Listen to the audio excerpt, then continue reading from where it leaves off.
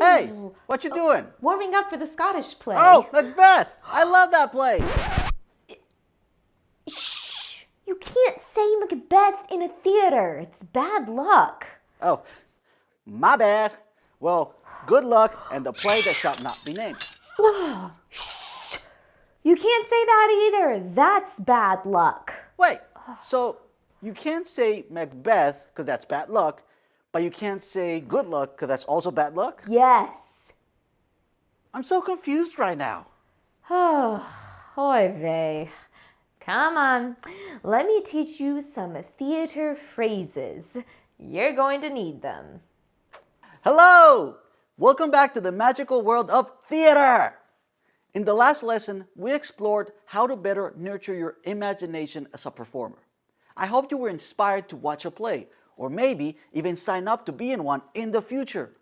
That being said, before we move on to the next Vibe videos, we thought it would be wise to provide you with some general theater knowledge, which will give you a head start next time you're in a production.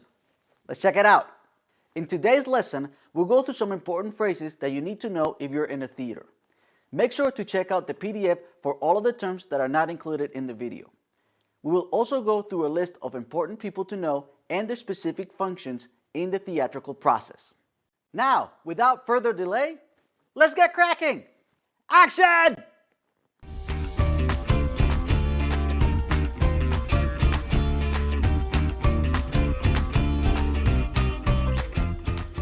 The first thing you should know about the theater community is that it is superstitious.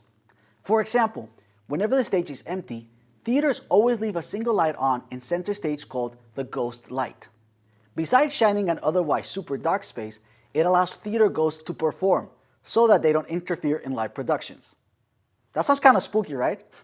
Well, so does our next phrase, which you might have heard in the past. Break a leg.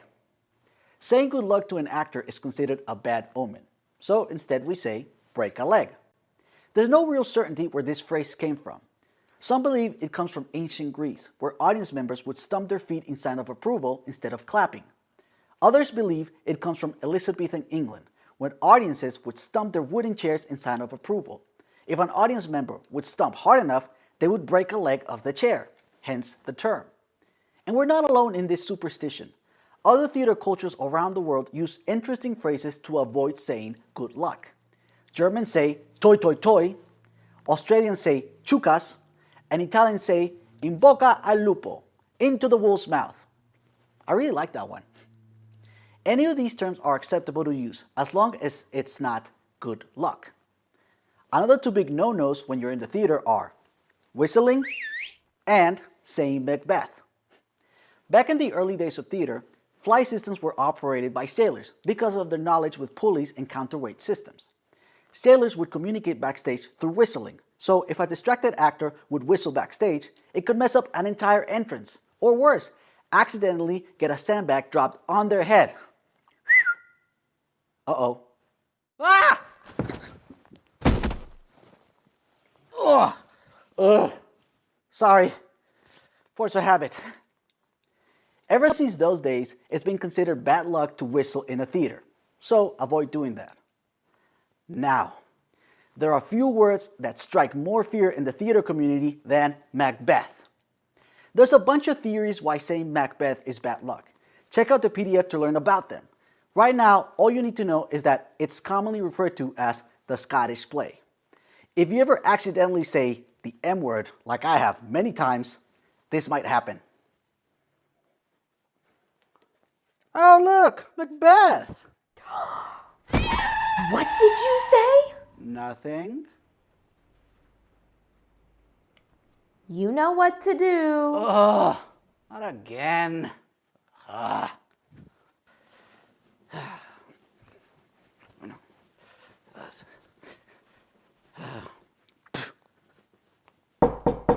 Can I come back in now?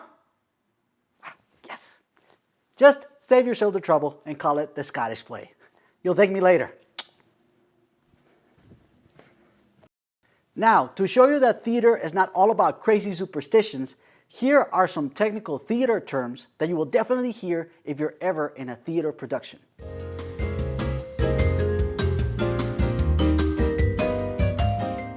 Many times, a director will ask you to read aloud from the script without any previous rehearsal, like this. I want you to read this scene and imagine you're speaking to your long-lost sister. Action! Would you like a cup of coffee? Brilliant! You're hired! That's called a cold read. Don't be panicked if a director asks you to do a cold read. Most of the time, they just want to see how well you take directions.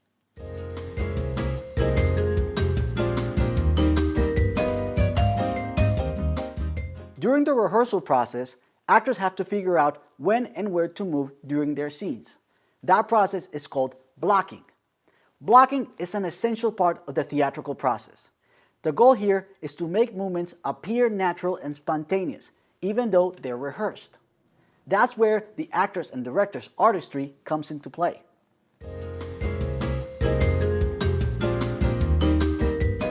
Most of the time, characters perform in a show as if you're not there. The audience is an invisible spectator. However, there are times when characters acknowledge and speak directly to the audience, like this. Why haven't you been answering my texts? I didn't see them. That's not true. I did see them. I was just watching videos about puppies and all of a sudden 5 hours had passed, so I forgot to text back. Oops. Maybe the messages got lost on the way. That's called breaking the fourth wall. It's a really cool thing to watch.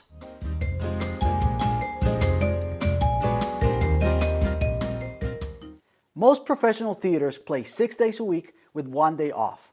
The day off is known as the dark day. That's because the theater is closed and all of the lights, except the ghost light, are turned off. Once a play has finished its run, the set needs to be disassembled and left the stage empty for the next play in the season. This process is called striking the set, or simply strike. Now that we have covered some superstitions and technical theater phrases, let's look at the people that you should know in the theatrical process and their functions. Let's begin by stating the not so obvious. Putting up a play is really hard work. A lot of it begins months before rehearsals even start, with the production team. The production team is the group responsible for taking a script and creating a visual concept that will eventually become a live theater play. It's composed of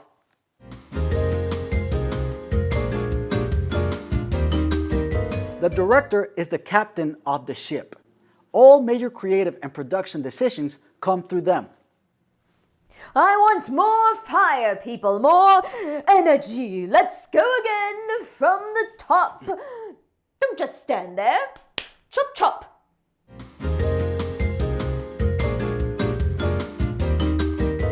The right hand of the director. They manage the actors and keep note of everything that happens in rehearsal and in production meetings. Rehearsal starts at 5 o'clock. Thank you, 5. Do not be late, because I will find you.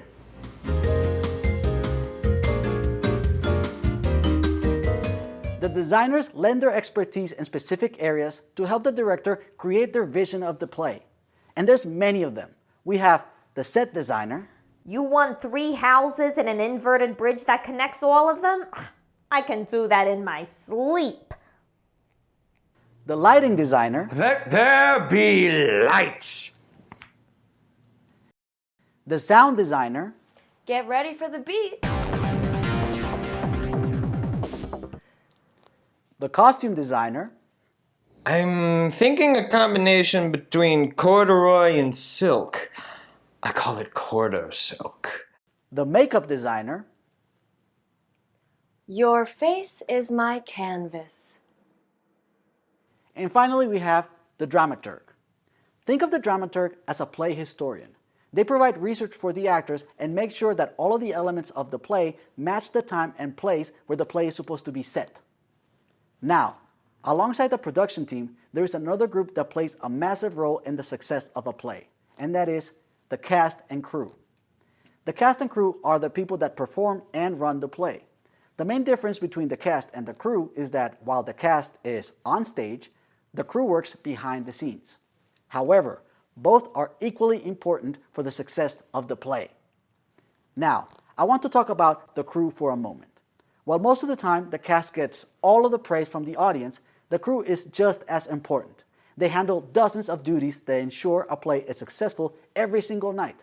They call out entrances, assist with quick changes, focus lights on performers, change set pieces, and the list goes on and on and on. They are the soldiers who ensure the show goes on no matter what. So, just a quick reminder, always be nice to your crew. Now, before we strike for today, let's do a quick review. First, we learned about some theater phrases based on history and superstition, like break a leg or the Scottish play. We also learned some technical theater phrases, like blocking and breaking the fourth wall. Finally, we looked at the people that you need to know when you are working in a theater production, which are the director, stage manager, designers, dramaturg, and the cast and crew. That's it for today's lesson, folks. Make sure you check out the PDF before moving on to the next Bite video. Until then, remember, in theater, like in life, the limit is your imagination. Hey!